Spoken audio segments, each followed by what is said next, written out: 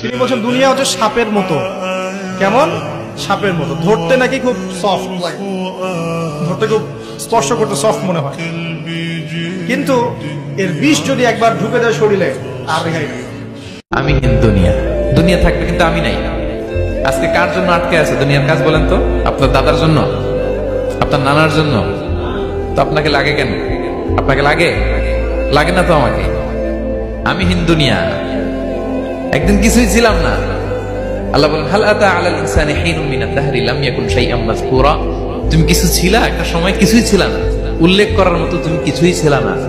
অস্তিত্বহীনের জগৎ থেকে তোমাকে আমি অস্তিত্ব আনলাম। তোমার বাবার পৃষ্ঠদেশ থেকে তোমার মায়ের গর্ভাশয়ে আমি তোমাকে ফেললাম।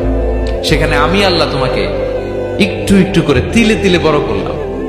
তোমরা টিকটক চালাচ্ছ, তোমরা টিকটক চালাচ্ছ, পাবজি খেলতেছো, ফ্রি ফায়ার খেলতেছো, মেয়ে নিয়ে পড়ে আসো।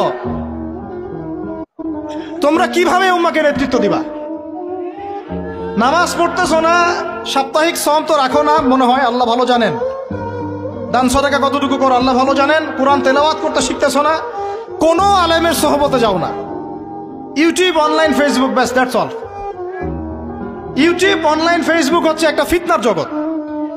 আপনি বলতে পারেন যে আমার লেকচারও তো যায়, অনেক বড় বড় আলেমদের লেকচারও যায়, সব মেনে নিয়েই বলছে এটা ফিতনার জগৎ।